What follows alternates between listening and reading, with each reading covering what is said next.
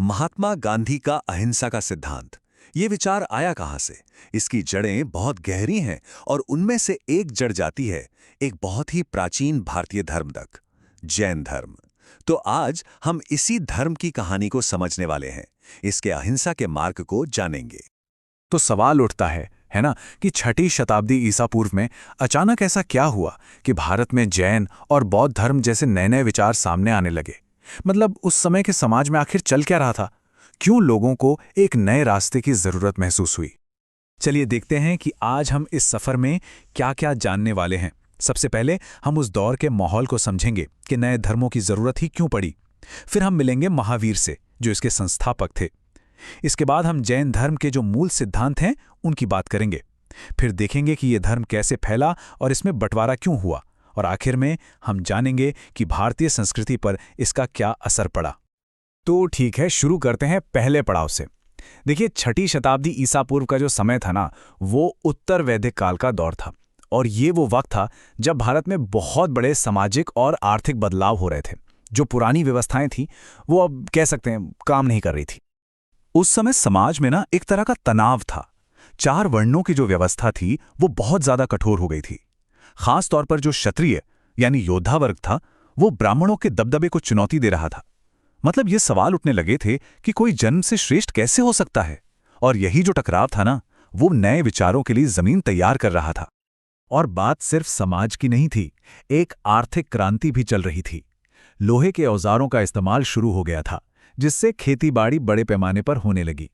अब जब खेती बढ़ी तो एक नई एग्रीकल्चरल इकोनॉमी बनी, बड़े बड़े शहर बसने लगे। और हाँ, पहली बार व्यापार के लिए सिक्कों का, जिन्हें पंचमार्क कॉइन्स कहते हैं, उनका इस्तेमाल भी शुरू हुआ। अब जरा सोचिए, इस नए माहौल में सबसे ज्यादा फायदा किसे हो रहा था? व्यापारियों को, यानी वैश्य वर्ग को। वो अब काफी पावरफुल हो रहे थे, पर उन्हें एक ऐसे धर्म की तलाश थी जो उनके काम को समझे। और जैन धर्म उनके लिए एकदम फिट बैठा। क्यों भला? पहली बात, इसमें वर्ण व्यवस्था का कोई झंझट नहीं था। दूसरी, अहिंसा का सिद्धांत, मतलब लड़ाई झगड़ा नहीं तो व्यापार के लिए माहौल अच्छा। और सबसे जरूरी बात, इसमें मनी लैंडिंग यानी साहूकारी को गलत नहीं माना गया था, जबकि ब्राह्मणवादी कानूनों में इसकी निंदा की जाती थी। तो अब आते हैं उस शख्स पर जिन्हें जैन धर्म का असली संस्थापक माना जाता है, वर्धमान महावीर। जैन परंपरा के हिसाब से वो 24वें और आखिरी तीर्थंकर थे। तीर्थंकर मतलब वो महान गुरु जो हमें मोक्ष का रास्ता दिखाते हैं। महावीर की जिंदगी त्याग और तपस्या की एक कमाल की कहानी है। सोचिए, एक राजकुमार क्षत्रिय राज परिवार में पैदा हुए, लेकिन 30 साल की उम्र में सच की खोज में सब कुछ छोड़ दिया। और फिर पूरे 12 साल तक उन्होंने कठोर तपस्या की, जिसके बाद जाकर उन्हें परम ज्ञान मिला, जिसे कैवल्य कहते हैं। और फिर 72 साल की उम्र में पावापुरी में उन्हें निर्वाण प्राप्त हुआ। तो ये कैवल्य आखिर है क्या? ये ज्ञान की वो सबसे ऊंची अवस्था है जहां इंसान सुख और दुख दोनों से ऊपर उड़ जाता है। और इसी ज्ञान को पाने के बाद ही वर्धमान महावीर कहलाए, यानी महान नायक। और जिन भी कहलाए, जिसका मतलब है जिसने खुद पर जीत हासिल कर ली हो। और बस इन्हीं के फॉलोअर्स जैन कहलाए। चलिए अब ये समझते हैं कि महावीर ने दुनिया को सिखाया क्या। जैन धर्म की फिलॉसफी ना बहुत सीधी साधी और क्लियर है। इसका मेन गोल एक ही है, आत्मा को कर्मों के बंधन से आजाद कराना। तो ये आजादी मिलेगी कैसे? इसका रास्ता 5 महान व्रतों से होकर जाता है। ये है अहिंसा, मतलब किसी को दुख ना देना। सत्य, यानी हमेशा सच बोलना। अस्तेय, यानी चोरी ना करना। अपरिग्रह, मतलब जरूरत से ज्यादा चीजें इकट्ठा ना करना। और 5वां है ब्रह्मचर्य। और एक दिलचस्प बात, पहले 4 व्रत तो महावीर से पहले भी थे। उन्होंने इसमें ब्रह्मचर्य को जोड़ा था। लेकिन इन सब में जो सबसे जरूरी सिद्धांत है वो है अहिंसा। ये जैन धर्म की नींव है। मतलब किसी भी जीवित प्राणी को मन से, वचन से या अपने कामों से कोई तकलीफ नहीं पहुंचानी है। ये इतना सख्त नियम है कि इसमें खेती करने पर भी रोक है, क्योंकि माना जाता है कि हल चलाने से भी जमीन के कीड़े मकोड़े मर जाते हैं। तो फिर सवाल वही है, आत्मा को मुक्ति कैसे मिलेगी? जैन धर्म कहता है कि इसके लिए कोई बड़े बड़े यज्ञ या पूजा पाठ की जरूरत नहीं है। रास्ता बहुत सिंपल है, त्रिरत्न, यानी 3 कीमती चीजें। पहला, सही विश्वास, यानी तीर्थंकरों में यकीन रखना। दूसरा, सही ज्ञान, यानी जैन दर्शन को ठीक से समझना।